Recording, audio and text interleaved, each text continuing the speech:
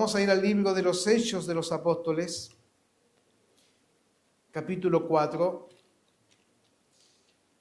Es uno de mis pasajes favoritos también de la Biblia, pero no lo voy a predicar porque sea mi pasaje favorito, sino porque el Señor ha puesto que abre de esta palabra hoy día. Hechos capítulo 4, verso 23 al 31. Ustedes ya lo han escuchado, este mensaje lo han leído un montón de veces, pero el Señor nos quiere nuevamente hablar aquí. Hechos 4, versículo 23 al 31. Así que, por favor, le pido que a la medida que lo encuentre pueda ponerse en pie. Y puestos en libertad, vinieron a los suyos y contaron todo lo que los principales sacerdotes y los ancianos les habían dicho. Y ellos, habiéndolo oído, alzaron unánimes la voz a Dios y dijeron: Soberano Señor, tú eres el Dios que hiciste el cielo y la tierra, el mar y todo lo que en ellos hay. Que por boca de David tu siervo dijiste: ¿por qué se amotinan las gentes y los pueblos piensan cosas vanas? Se reunieron los reyes de la tierra y los príncipes se juntaron en una contra el Señor y contra su ungido. Porque verdaderamente se unieron en esta ciudad contra tu santo Hijo Jesús, a quien ungiste, Herodes y Poncio Pilato con los gentiles y el pueblo de Israel, para hacer cuanto tu mano y tu consejo habían antes determinado que sucediera. Y ahora, Señor, mira sus amenazas y concede a tus siervos que con todo denuedo abren tu palabra, mientras extiendes tu mano para que se hagan sanidades y señales y prodigios mediante el nombre de tu santo Hijo Jesús. Cuando hubieron orado, el lugar en que estaban congregados tembló y todos fueron llenos del Espíritu Santo y hablaban con denuedo la palabra de Dios. La recién fundada iglesia allí en Jerusalén empezó a sufrir problemas de persecución, porque los sacerdotes de Jerusalén llamaron a los pastores de esta iglesia, Pedro y Juan, para interrogarlos, ¿cierto? Porque ellos habían recibido la plenitud del Espíritu Santo en el día de Pentecostés,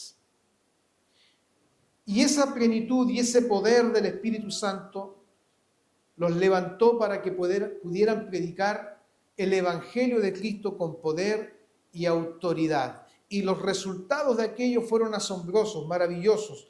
Miles recibieron salvación por el mensaje de Pedro en 2 ocasiones cuando él predicó. Es lo que llamamos el Pentecostés. Ese Pentecostés, porque fue el día de Pentecostés de esta fiesta judía, 50 días después de la Pascua, cuando descendió el Espíritu Santo sobre los 120, o como 120 estaban reunidos, ¿recuerdan ustedes? Descendió el Espíritu Santo, los llenó de poder, y es por así decirlo, la fecha de inicio donde la iglesia, Dios la levanta y comienza a pregonar el Evangelio. Cantábamos: "Oh, manda, Señor, otro Pentecostés". Entiendo que cuando cantamos eso, lo que estamos pidiendo al Señor es que Él vuelva a derramar su poder y pueda volver el poder de Dios a obrar. Porque Pentecostés como evento fue único y no va a haber otro Pentecostés en el sentido de que vuelva a suceder lo mismo con 12 apóstoles, con 120 ahí. Fue un evento único porque fue el día del derramamiento del Espíritu Santo. Pero el movimiento espiritual que la iglesia siempre debe tener, nosotros debemos pedir al Señor que siempre haya un Pentecostés en nosotros. Peter Menzies, un pastor norteamericano de las Asambleas de Dios, él tiene una frase que me llama mucho la atención. él habla de pentecostales sin Pentecostés. Podemos ser pentecostales. Y para las personas nuevas, ¿qué significa ser un pentecostal? Porque pertenecemos a una denominación pentecostal, porque creemos en los eventos, ¿cierto?, de ese día de Pentecostés, porque también nacimos como iglesia de un movimiento espiritual, nosotros como pentecostales chilenos, de un movimiento espiritual hace ya más de 100 años allí en Valparaíso, donde el Espíritu Santo se derramó, se manifestó, donde nace la iglesia metodista pentecostal y todas las iglesias pentecostales que vienen. Y el elemento distintivo es creer que lo que el Señor hizo allí en la iglesia primitiva lo puede volver a hacer hoy día. Creemos como pentecostales que el libro de los Hechos no es solamente una historia, no es solamente algo que sucedió para que nosotros nos gocemos, pero ocurrió y no pueda volver a ocurrir. Para nosotros los pentecostales, Hechos es un libro normativo. Creemos que lo que ocurrió ahí, Dios puede volverlo a hacer. Y creemos también que como el Espíritu Santo se movía en la iglesia, puede volver a moverse en la iglesia hoy día. Pero Peter Menzies tiene mucha razón. Hoy día hay muchas iglesias pentecostales sin Pentecostés, sin esa pasión, sin ese mover. Y hemos quedado solo en el nombre. No digo que las otras denominaciones no sean de Dios, no. Yo hablo de nosotros como pentecostales. La pasión por Cristo, la pasión por la evangelización. El amor, ¿cierto?, por la manifestación de los dones espirituales.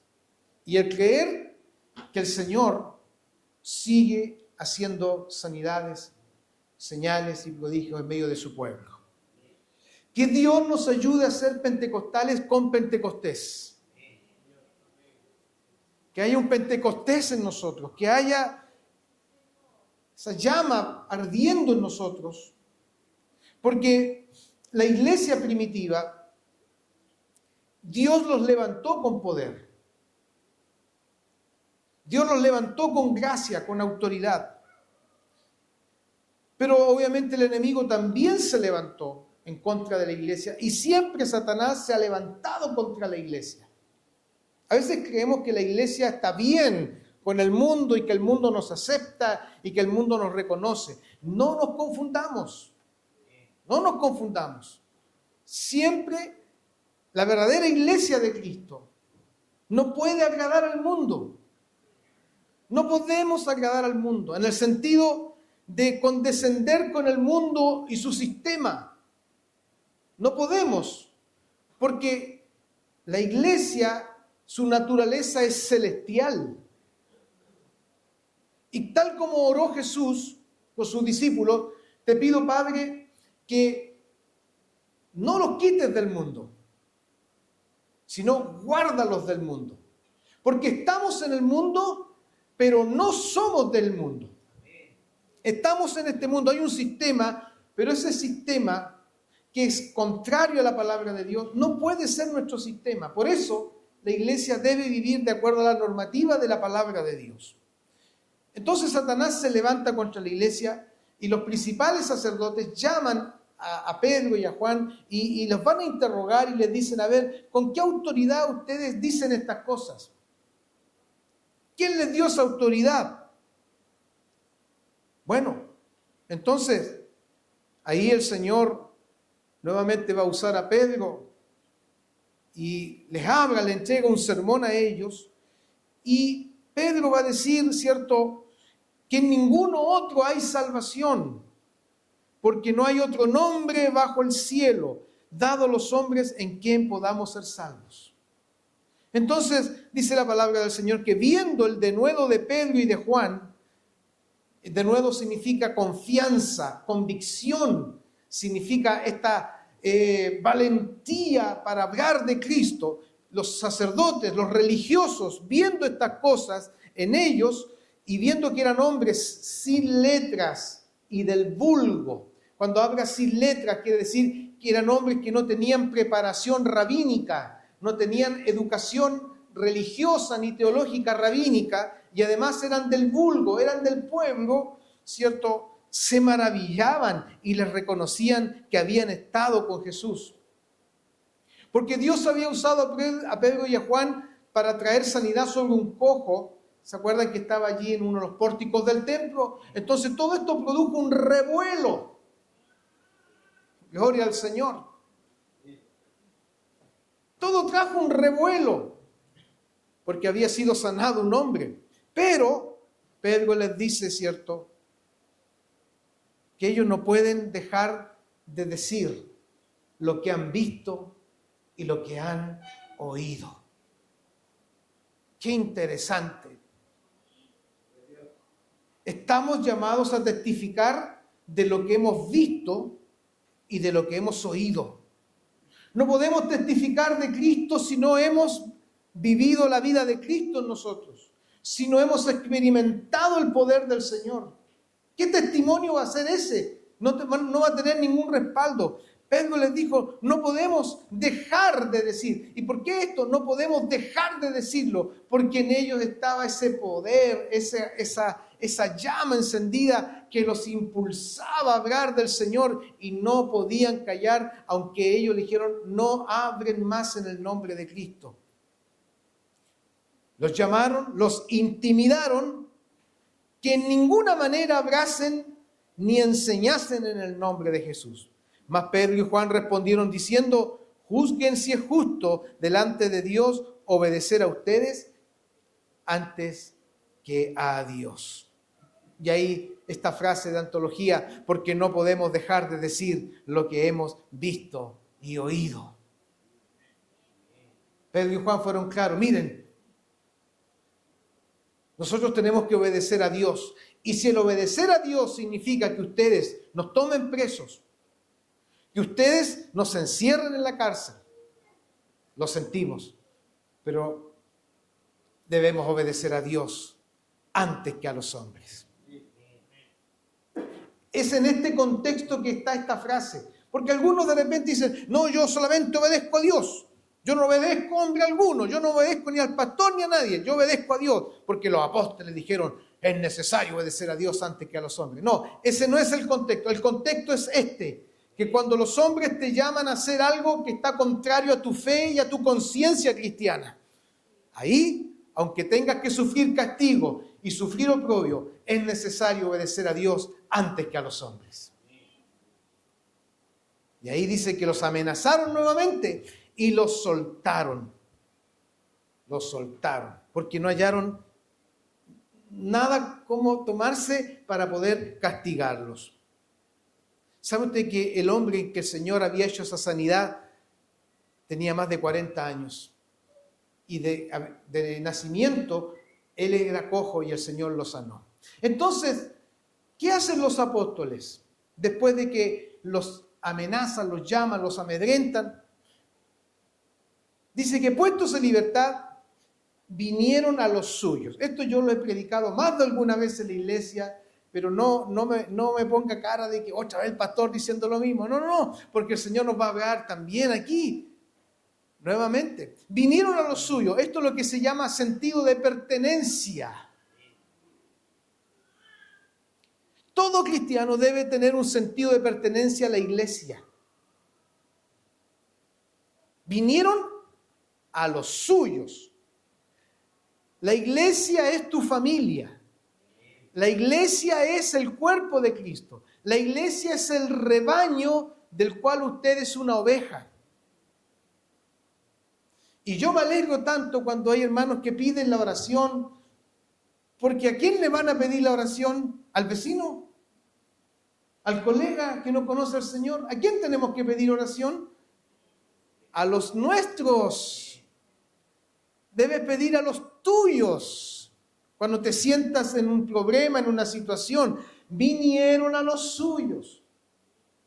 La primera reacción es de los apóstoles ir donde la iglesia. Voy a hacer un poquito de Biblia ficción. La iglesia sabe que los están interrogando. Entonces por ahí se corre el rumor, juntémonos en el pórtico tanto del templo, porque ellos no tenían templo, no tenían un lugar como nosotros. Juntémonos en tal lugar, porque me parece que los soltaron. Juntémonos allá. Y la iglesia se juntaba. Había como un imán. Gloria al Señor. La iglesia tiene que sentir ese imán que te atrae a estar con tus hermanos. Porque hoy día vivimos una religión donde yo no necesito la iglesia. Dios sí, iglesia no. Hoy día está ese pensamiento de un individualismo religioso. Dios sí, iglesia no. Yo no necesito la iglesia, yo no necesito congregarme, yo no necesito a los hermanos. Yo oro en la casa, yo tengo comunión con Dios. Oh, pastor, supiera las fiestas espirituales que yo tengo en mi casa. Y yo también las tengo. También tengo mis fiestas espirituales en casa. Pero la palabra de Dios me habla de la iglesia. Porque la iglesia es el cuerpo de Cristo. Y usted es parte de este cuerpo. ¿Se imagina que la mano suya dijeran, yo no necesito el cuerpo, y la mano suya se corta y anda haciendo las cosas sola por... ¿Se imagina una mano suya, usted está abajo y la mano suya está arriba, en el segundo piso? Qué extraño. Una de sus orejas dice, yo no necesito estar unida a la cabeza, y se corta y se va para otro lado. Sería un fenómeno. Nosotros necesitamos al Señor y Él ha dejado su iglesia. Ellos vinieron a los suyos. Sentido de pertenencia. Y yo tengo ese sentido de pertenencia con la iglesia de Cristo. Por eso oro por la iglesia de Cristo, no tan solo por esta congregación, por la iglesia que está en el mundo, la iglesia sufriente, la iglesia que está siendo perseguida. Yo estoy orando por esa iglesia perseguida, estoy orando por esa iglesia que está en Europa, en Asia, en África, porque tengo sentido de pertenencia, es la iglesia de Cristo. Pero por supuesto, con mayor razón, este sentido de pertenencia a ustedes. Ustedes son mis hermanos, ustedes son los míos. ¿Tienes ese sentido de pertenencia con los tuyos? Debes tenerlo. Pedro y Juan fueron a los suyos. ¿Para qué?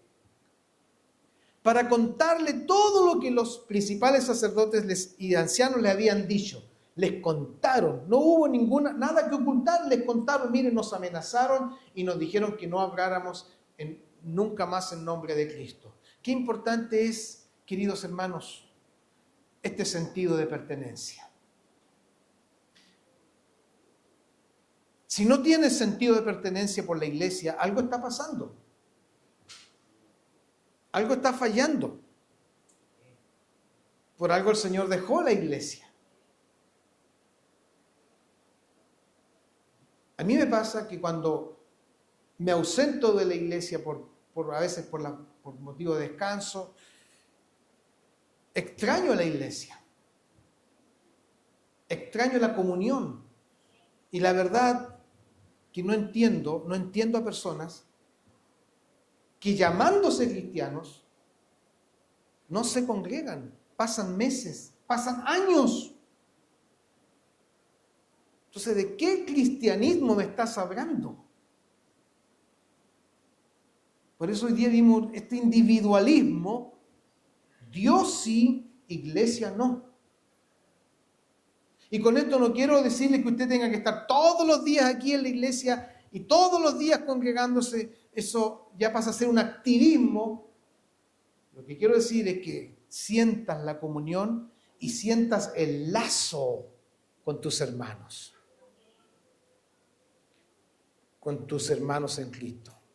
Vinieron a lo suyo. Primero, una iglesia que tiene sentido de pertenencia. Lo segundo que quiero decir y hablar de esta iglesia con Pentecostés es una iglesia que actúa rápidamente ante las amenazas. Ellos le contaron lo que pasó Y aquí hay una palabra clave en el versículo 24. Bueno, hay varias, pero una clave es unánimes. Unánimes. Por ahí se dice, cuando las iglesias son pequeñitas, hay más unidad porque somos poquitos. Pero aquí esta iglesia eran miles. ¿Cómo era posible que estuvieran unánimes? ¿Qué significa estar unánimes? Significa que tenían unidad de pensamiento y unidad de alma. Y eran miles los que profesaban la fe. Pero dice que habiendo oído el reporte de los apóstoles, alzaron unánime. Es decir, ¿qué significa esto? Oraron. Oraron. ¿Y cómo oraron? Unánimes. Es decir, en el mismo sentido, en la misma dirección, no unos orando una cosa, otros orando otra cosa. Porque cuando la iglesia está con el Pentecostés y cuando la iglesia está unida en el Señor y unida entre ellos, el Espíritu Santo los va a guiar a pedir una misma cosa. Por ejemplo, hay un hermano que está enfermo aquí, y como los hay, y puede que unos oren, Señor, sana al hermano, Señor, sana a mi hermano, levántalo, y otros están orando, Señor, hágase tu voluntad. Y no faltará el que diga, Señor, llévatelo, porque lo veo que está sufriendo. Ahí no hay unanimidad en la oración, estamos disparando para todos lados, porque no hay unanimidad. Esta iglesia estaba unánime. Y alzaron la voz unánime, dice la palabra del Señor, en un mismo pensamiento, en un mismo sentir, en una misma dirección, alzaron la voz. Gloria al Señor. Y sabe, querido hermano, pareciera que aquí no intervinieron los apóstoles. No le dijeron, hermano, por favor oremos, ayúdenos a orar. No, dice que escucharon y más de alguien dijo, hay que orar. Hay que orar. Hay que ponerse a orar. Pero no mañana ni en un mes, de inmediato. Alzaron unánime la voz a Dios, que significa orar, y comienzan a orar ante la presencia del Señor y le dicen, soberano Señor, soberano Señor. Rápidamente voy a decir esto. Usted sabe que la palabra Señor, y esto lo hemos enseñado, es Kyrios en el griego. Significa amo, dueño, absoluto, dueño de todas las cosas. Pero aquí la palabra Señor no es Kyrios, es déspotes, que significa autoridad, significa alguien que todo lo controla. Alguien que tiene potestad sobre todas las cosas, que tiene dominio sobre todo y ejerce autoridad férrea sobre todo. De ahí viene la palabra déspota. Por ejemplo, un dictador es un déspota porque lo controla todo. Nada se le escapa. Tiene controlada la mente, controlado todo. Aquí ellos se refieren al Señor soberano déspotes. Soberano Señor, es decir, soberano Señor, tú que lo controlas todo, tú que lo ves todo, tú Señor que no se te escapa nada, tú Señor que tienes soberanía y dominio sobre todos los eventos de las cosas y de lo que nos está pasando. Porque la persecución que la iglesia estaba comenzando a tener no era algo fortuito, no era algo que al Señor se le escapó. Hoy se me escapó cuidar a mi iglesia. Era algo que Dios estaba permitiendo porque Él es Señor soberano. Él es Dios soberano. Y sabes, los acontecimientos que puedan estar pasando en tu vida y en la mía no son casualidad. No son por el azar de las cosas. No es que a Dios se le fue lo que te está pasando. Es porque Él lo ha permitido, porque a Él no se le va nada. No se le va ningún detalle. Él es Señor soberano. ¿Usted cree que la persecución que está sufriendo la iglesia en este momento en algunos países del mundo es porque el Señor se le fue cuidar la iglesia? o porque el Señor se le fue ese detalle. Él lo está permitiendo porque Él es soberano Señor. Qué lindo que la iglesia mire así a Dios como soberano Señor. Ellos no miraron al Señor con una queja, ni el Señor que satisface los caprichos, ni el Señor que tiene que responderles porque son la iglesia. No, ven al Señor como soberano. Es tiempo que veamos a Dios como el Señor soberano y que Él tiene control sobre todo. Porque a veces miramos al Señor como el que tiene que estar a nuestro servicio, como el que tiene que respondernos sí o sí porque somos sus hijos. No, hermanos. Él es el Señor soberano y nada te va a pasar en tu vida si el Señor soberano no lo permite. Gloria a Dios. Entonces comenzaron a orar en forma correcta. ¿Y cómo oraron? Soberano Señor. Tú eres el Dios que hiciste el cielo y la tierra, el mar y todo lo que en ellos hay. Ellos comenzaron a orar declarando la grandeza de Dios. ¿Cómo oramos nosotros? ¿Cómo es nuestra oración, querido hermano? ¿Cómo es tu oración? Quizás comenzamos orando, Padre, en el nombre de Jesús nos presentamos y te quiero pedir esto, Señor. Mira cómo estoy angustiado, Señor. Mira lo que me está pasando, Señor. Ayúdame. Pero pasamos por alto lo que es o quién es Dios. ¿Sabes? Me encantó lo que escribió la hermana Angie hoy, anoche en el WhatsApp.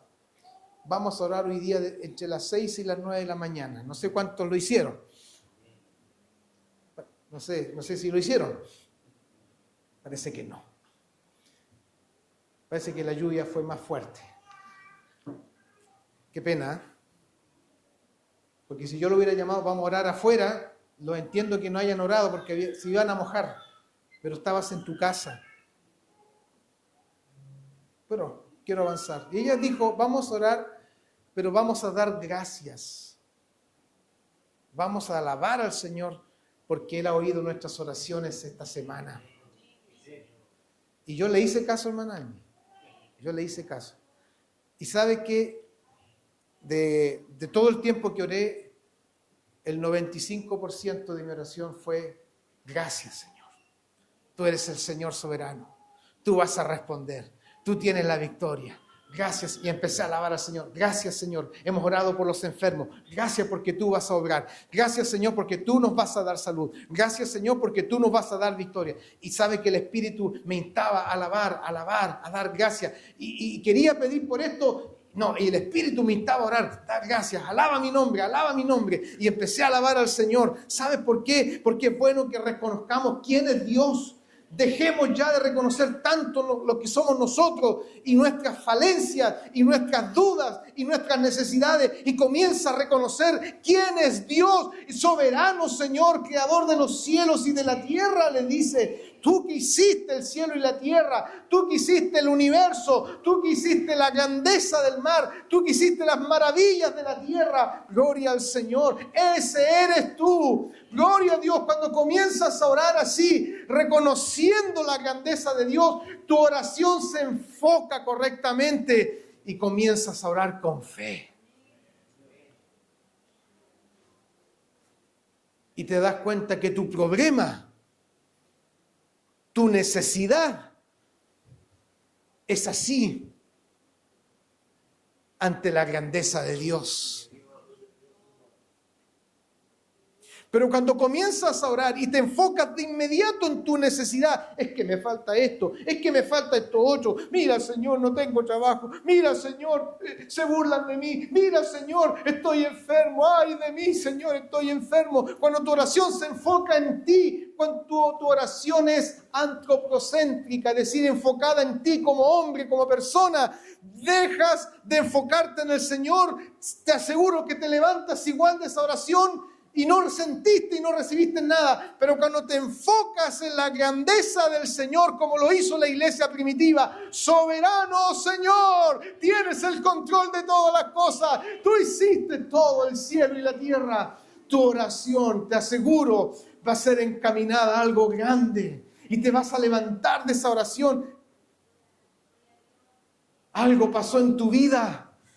Y quizá el problema va a seguir estando ahí. La necesidad va a seguir estando ahí. Pero ¿sabes? Te vas a levantar en fe y vas a decir, gracias Señor. No sé si voy a sanar. No sé si este problema se va a solucionar. Una cosa sé, sigues teniendo el control. Sigues siendo soberano. Y te doy gracias porque harás algo para tu gloria. Soberano Señor. Me encanta cómo oró la iglesia. Oh, hermanos, si alabáramos más, si agradeciéramos más, si adoráramos más y nos quejáramos menos. Luego ellos citan la palabra de Dios. Otro secreto de la oración. Y qué bueno que estén aquí muchas personas nuevas. Cuando ores, ora con la palabra de Dios. Toma tu Biblia. Si no tienes Biblia, habla conmigo. Yo te voy a regalar una. Ahora que voy a Santiago, te traigo una Biblia. No te preocupes por eso, si no la tienes. Pero eso es un detalle. Ora con la Biblia. ¿Y cómo voy a orar con la Biblia, pastor? Ellos oraron con la palabra de Dios. ¿Sabe por qué? Porque dijeron, Señor, lo que está pasando o lo que nos está pasando es cumplimiento de tu palabra. Aleluya. Ya lo dijiste por boca de David, tu siervo.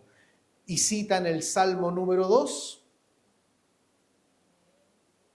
Citan el Salmo número 2, que es un salmo mesiánico, un salmo profético, y que hoy día se está cumpliendo, hermanos, al pie de la letra este salmo.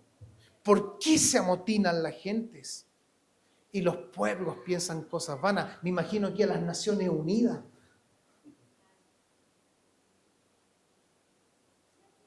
Con su Agenda 2030. ¿Usted sabe lo que es la Agenda 2030? Es la agenda que las Naciones Unidas implementó hace ya varios años con todo este tema.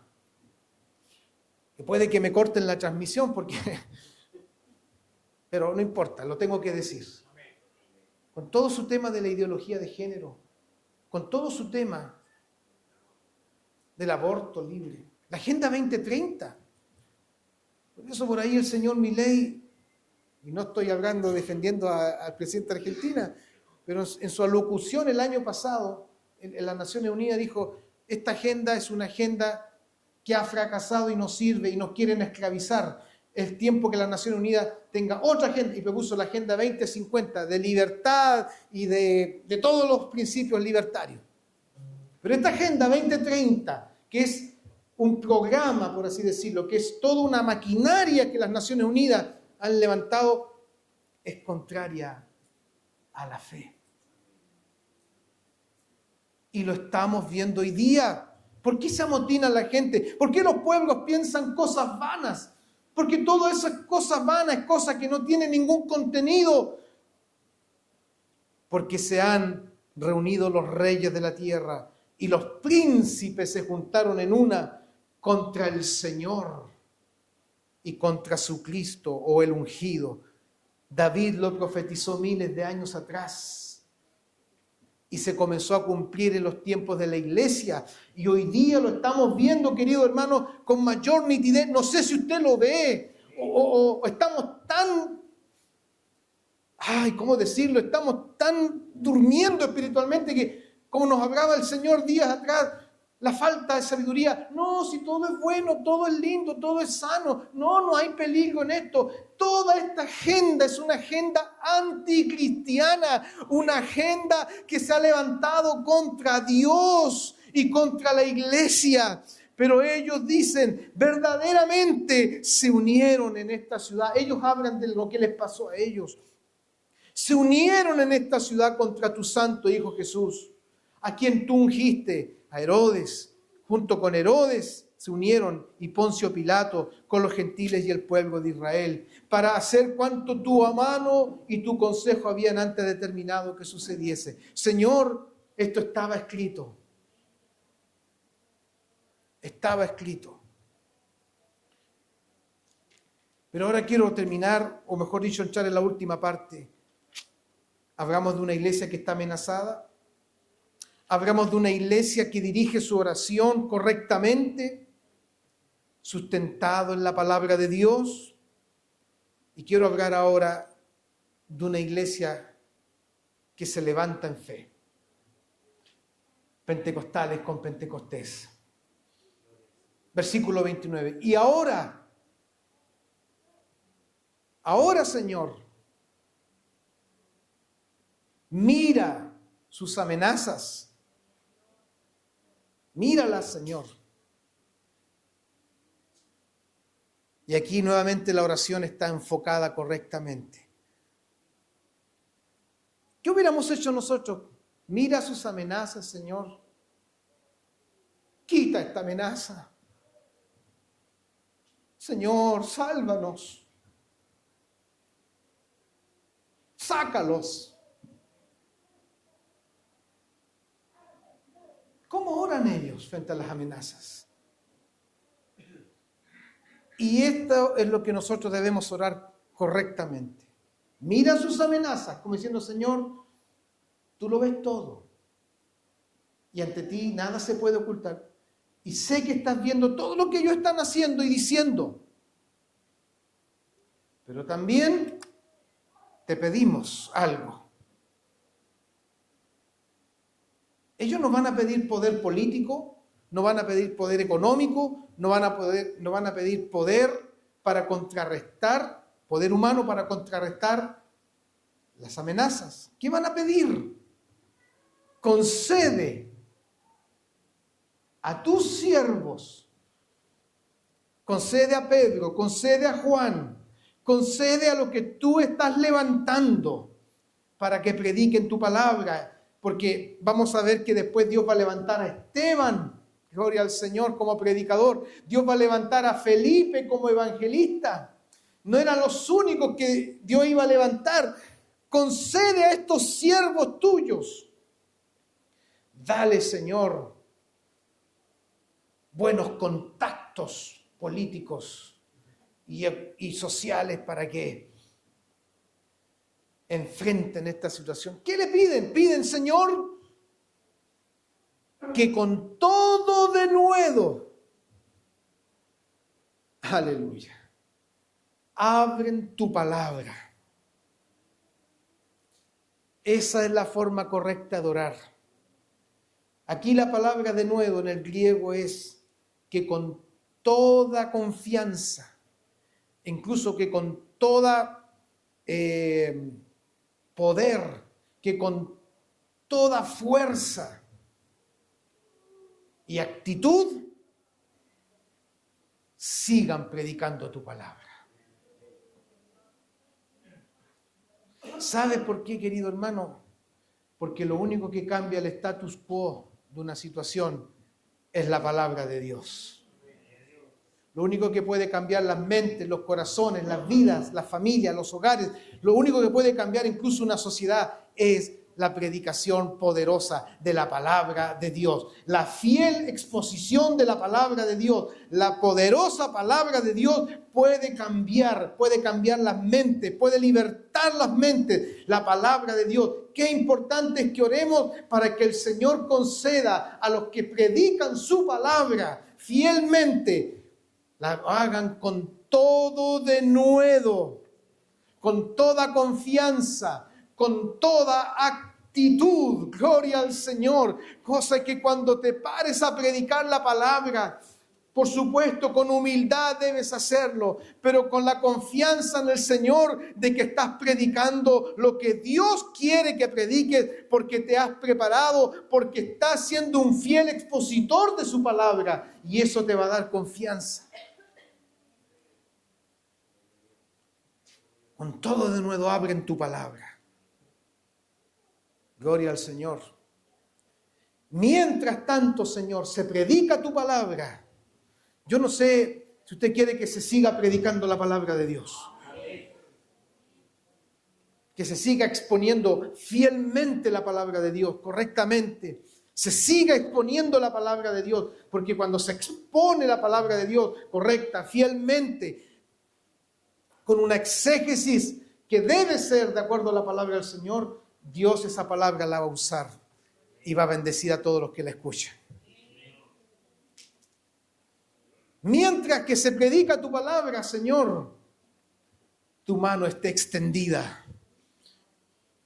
Aquí este es un hebraísmo, es una expresión propia en el hebreo de cuando la mano del Señor está extendida, quiere decir la mano de Dios está a favor de alguien. La mano de Dios está para favorecer a los suyos. Señor, extiende tu mano, extiende tu poder y favorece a tu pueblo para que se sigan haciendo sanidades, aleluya, sigan habiendo señales. Señales son signos visibles del poder de Dios y prodigios, Señor, cosas extraordinarias, milagros, se sigan haciendo. Pentecostales con Pentecostés, gloria a Dios, siga tu mano extendida para que se hagan sanidades, milagros y señales mediante el nombre de tu santo Hijo Jesús.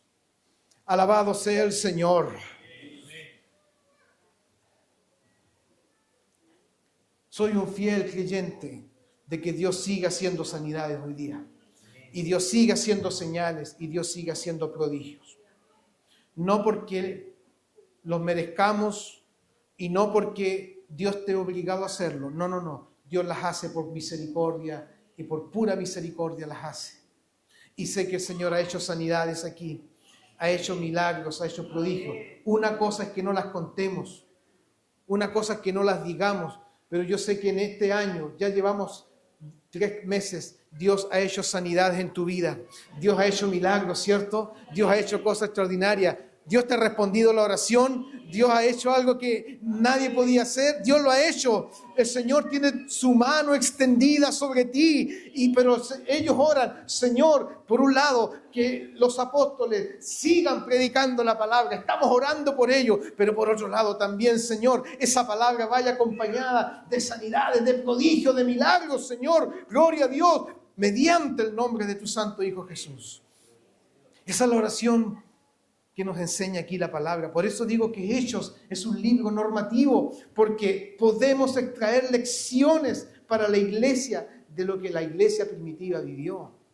Queridos hermanos, para ir ya terminando, en esta unidad dice que cuando hubieron orado, terminaron de orar, porque la oración en algún momento se tiene que terminar. Oramos, pero tiene un término la oración. Cuando hubieron orado, el lugar en que estaban congregados, no dice que era el templo, no dice que era una casa, es un lugar. El lugar donde estaban tembló.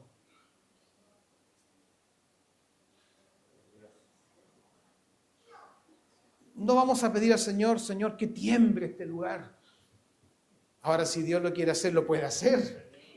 Nos puede mandar un terremoto grado 9. Tan solo aquí y allá afuera nada. Dios lo puede hacer. Pero más que el movimiento, más que ocurra algo extraordinario, porque algunos quieren algo extraordinario. Algunos quieren, Señor, levanta al hermano Eric, Señor, que está ahí, el hermano Eric, levántalo. Y cuando se levante el hermano Eric, ahí me muevo yo, Señor. Esa va a ser la señal de que tú estás haciendo algo. No, ¿sabes qué? Pueden pasar años, y no va a pasar nada en tu vida. Levanta a este profeta, Señor, porque cuando tú levantes a este profeta, ahí voy a creer y ahí yo me voy a mover. No, el que se tiene que levantar eres tú. El que tiene que temblar ante la presencia de Dios eres tú. Aleluya. Algunos quieren un temblor aquí, que todos salten y que el hermano Juanito vibre y salte y ahí la cosa se va a mover y que el pastor salte porque el pastor está apagado y cuando el pastor se encienda ahí me muevo. No, el que se tiene que mover eres tú, el que se tiene que temblar ante la presencia de Dios eres tú. Yo amo el mover del Espíritu Santo. Nací en la vida espiritual en una manifestación del Espíritu Santo. Dios me bautizó y yo se lo he contado. Amo eso. Por la gracia del Señor Dios me ha dado dones, por la gracia de Él. Pero yo no los voy a hacer porque para impresionarlos a ustedes, voy a mandarle unos saltitos para impresionar a la iglesia y para que la iglesia despierte. Voy a dar unas palabras en lengua para que los hermanos se motiven. No. Porque todo esto es por el Espíritu.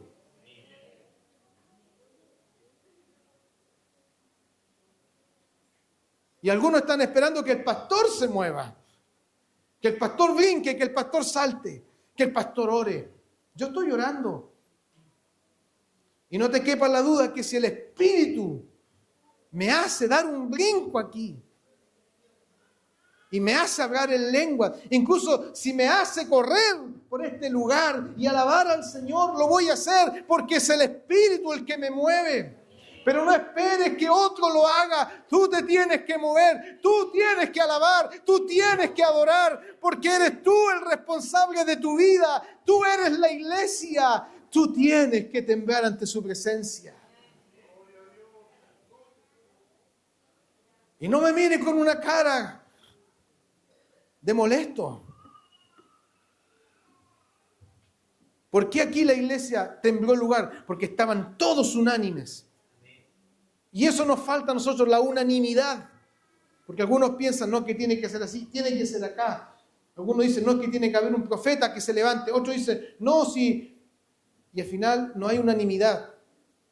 La Biblia dice que debemos estar unánimes. Pero eso no es lo más importante. ¿Sabes cuál es lo más importante? Todos fueron llenos del Espíritu Santo.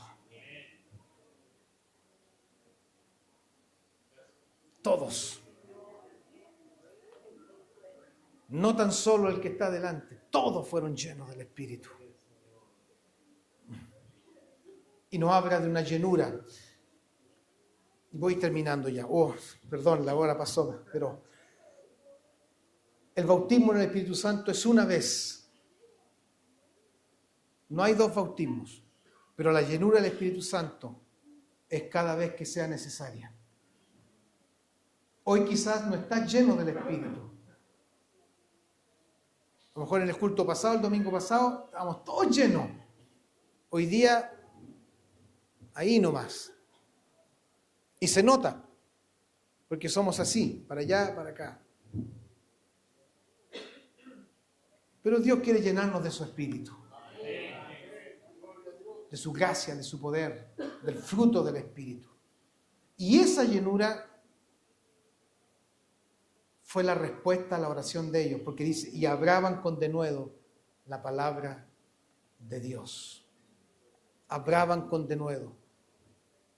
¿Sabes? Necesitamos predicar la palabra de Dios con denuedo. Con autoridad espiritual. De repente predicamos.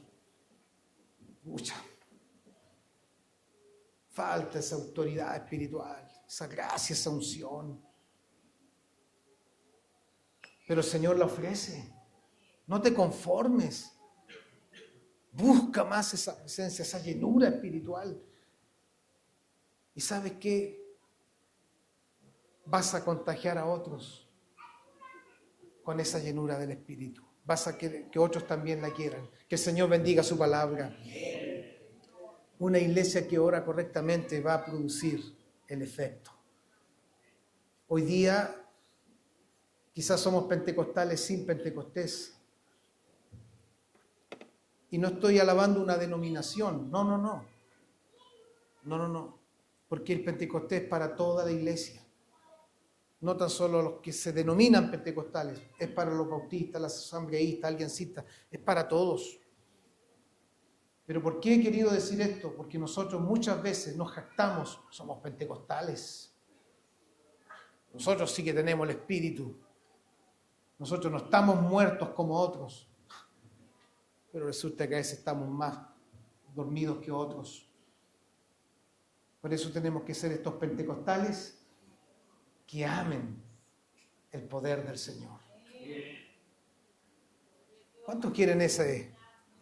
¿Lo cantábamos o manda otro Pentecostés? ¿Qué tal si oramos en esta hora? Vamos a orar. No quiero terminar el sermón sin orar.